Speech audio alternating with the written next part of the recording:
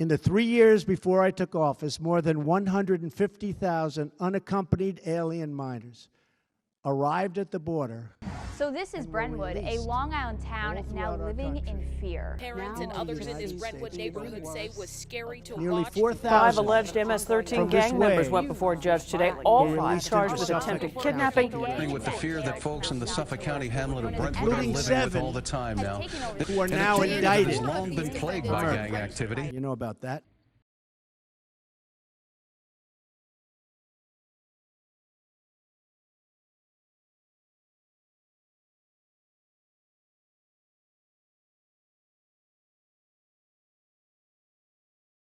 When you think in terms of stereotypes, you think some assumption, like someone's making an assumption about fill in the blank, a particular group, a particular area, a particular person, whatever it might be, and they're assuming, that's the word that comes to my mind, they're assuming that they know things about that person or a thing about that person.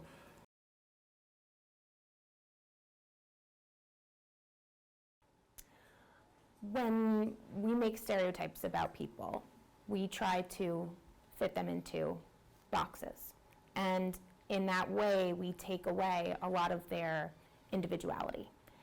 People don't fit into easy boxes. And when we do that, we can fail to give that person certain opportunities, certain advantages, because we're trying to fit them into that box. And because of that, their opportunities can be limited.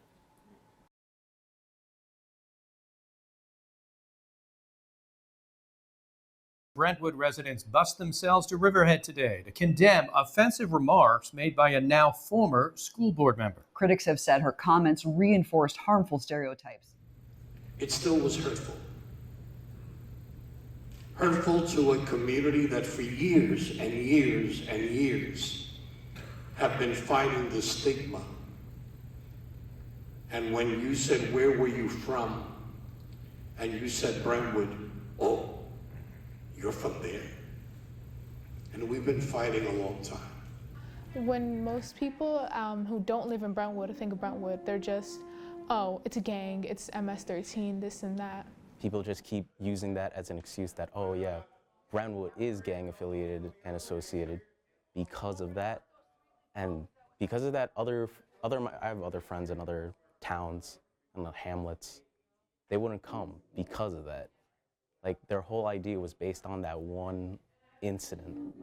If you look at the whole, Brentwood is always considered a dumping ground. That's what everybody says. And Brentwood is always considered one of the, oh my God, you hear the word Brentwood? Forget it. No, don't go to their schools, don't do this.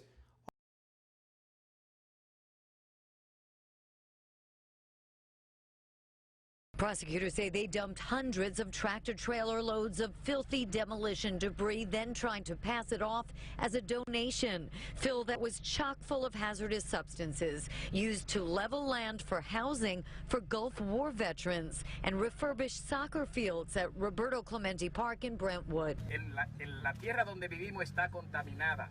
Es posible que el aire que respiramos aquí esté también. The land where we live is contaminated, and it's possible that the air that we breathe is also contaminated as well. These stereotypes are very harmful towards the community, obviously. It gives a bad reputation, and as well as harms anybody who goes to Brentwood, because you could go to somewhere, I don't know, let's say Riverhead or Smithtown. You're like, oh, I'm from Brentwood. They'll immediately look at you as if you're somewhat in a gang or like you're from a dangerous area, so they feel like they have to keep a lookout or like stay on guard because of you. It's hard to become, you know, positive, outgoing when things are beating you down constantly, and that sticks with you. That sticks with you. So. And growing up in Brentwood, you receive a reaction like, "I'm so sorry. I heard it's dangerous over there. I heard there's gangs that run the streets." And we hear this growing up all the single time. And when you leave Brentwood, this is all you hear. People understand stereotypes. Like, whatever group it may be, if you're talking about Brentwood, it's Brentwood kids understand there's a negative stereotype about their community. And I think most Brentwood kids also understand a lot of those things are not true. It's still there. and it's still in the kid's head. And if it's a negative stereotype, and a lot of them are, it's floating around in that kid's head then. And maybe the kid is strong enough to push back against it, but it's still there. Maybe they're not.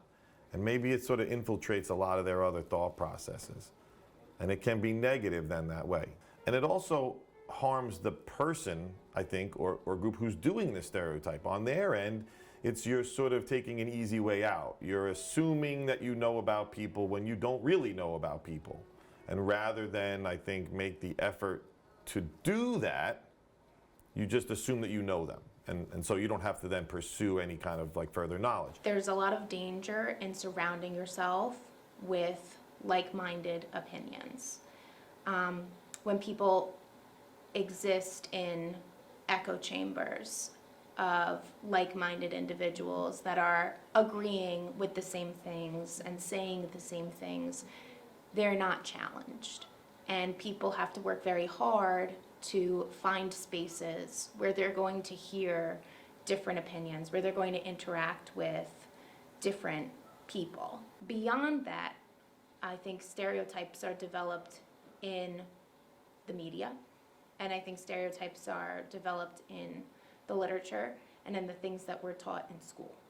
The stereotypes that you learn in a public school may be very different from the stereotypes that you learn in a private school, or the religious beliefs that you're raised with, or the basic prejudices that your family members have that now you're adopting unconsciously as well. And then when you go and you hurt one, you hurt us all. The success stories that happen, the children and students that have gone on to Harvard, Yale, Columbia, that is what we have been fighting for the last 5, 6, 7 years. I ask that whoever will be the next board member, that you really take a look down deep inside and make sure that these comments that hurt my community doesn't happen again. Brentwood isn't what it used to be like a couple years ago. Brentwood is much safer. Brentwood is such a loving community where you will find anything everywhere, and there's different stuff you could try here too. You could join different teams of sports. You could go out anywhere. There are also many aspects to the culture here. Like there's lots of Salvadorian restaurants, there's delis. Brentwood is our future, and I think Brentwood is not the only diverse community out here. And I think all of our community members that are not in Brentwood should know more about what Brentwood is. It's more than just the negativity, the gangs, the violence, the mistreatment of others. It's family, it's unity, and it's home. The Brentwood community is putting others first. Tonight, residents held a tree lighting at the high school, but it was about much more than that. Every help we can give, one day at a time, that is the best thing we could do here in Brentwood. Brentwood is a community that wants to empower other people. Brentwood is diversity, kindness, culture. Look at our cheerleading, look at our soccer. So with soccer teams, you know, I know Brentwood, we have a great soccer team. And we just have so much more to offer, you know, education, arts, you know, we have great community-based organizations here too that open their doors to help everyone. Brentwood varsity cheerleaders who are trying to get down to Florida for their nationals competition next week. News 12's Antoinette Biordi now with how the community is rallying around the team. Next week, they will travel to Florida, and get this, they're going to be one of 4 teams competing for a national title. Town of Islip officials cutting the ribbon for the long-awaited $1.25 million skate park at Roberto Clemente Park in Brentwood. It's the only one in town and among a handful of them across Suffolk County. And nearly 10 years ago, the park was a dumping site for roughly 40,000 tons of waste.